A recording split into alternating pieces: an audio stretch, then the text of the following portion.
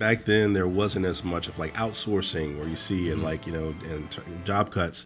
So I was very fortunate to have a strong run with the same company for like 16 years. Awesome. And I, kind of grew in different roles, but like I was very much shielded, I think, from like all the, the shifts in the industry during that time because it was a very stable gig. It was a very stable company. That's interesting. I think that says a lot about like you and the people in your network, like that I know a handful of them pretty well, is like just that mindset of like, if we can help, the more people we can help, the better off.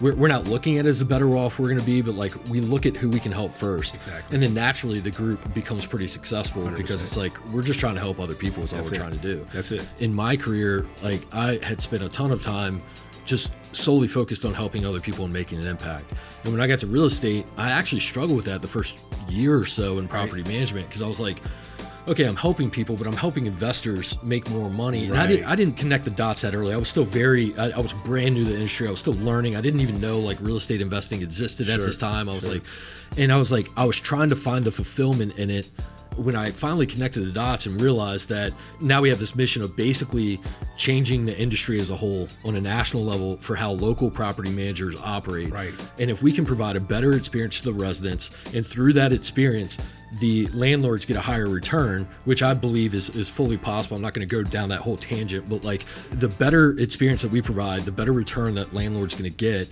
And then we're going to greatly impact the resident experience, the whole rental experience of what's possible.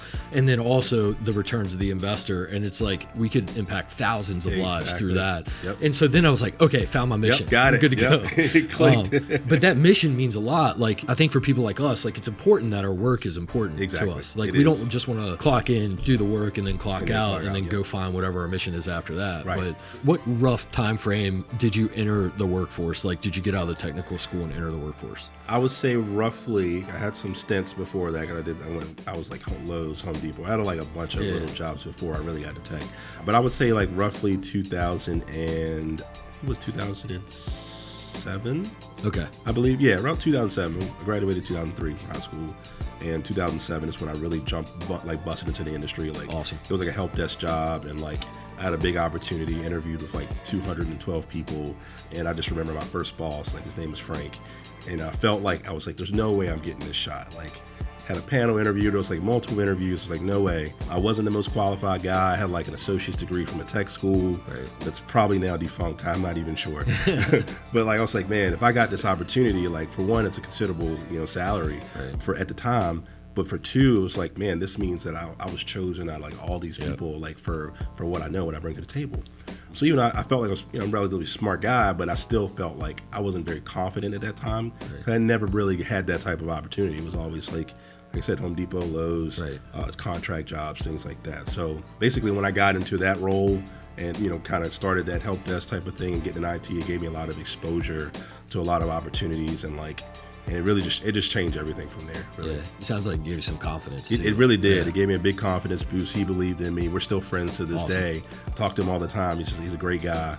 And I always thank him for just like, hey, you opened that door for me and gave me that opportunity to saw it when nobody else did. So. That's cool. And it sounds like he hired you for you. Yeah. Like there might have been some other candidates with more experience. Exactly. Or, better degrees or whatever. But like, I'm a firm believer in like hire the person. That's right. Like, because we were just talking about that earlier. Like you can invest in that person and be like, hey, you may not have everything right now, but you can learn. Everybody can learn. Everybody has the capacity to learn and do better.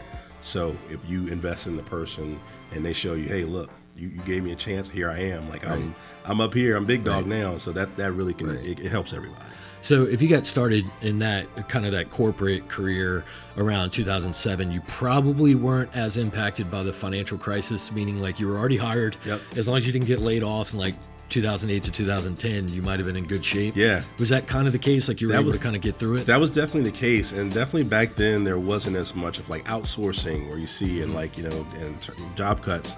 So I was very fortunate to have a strong run with the same company for like 16 years. Awesome. And I, kind of grew in different roles, but like I was very much shielded, I think, from like all the, the shifts in the industry during that time because it was a very stable gig. It was a very stable company.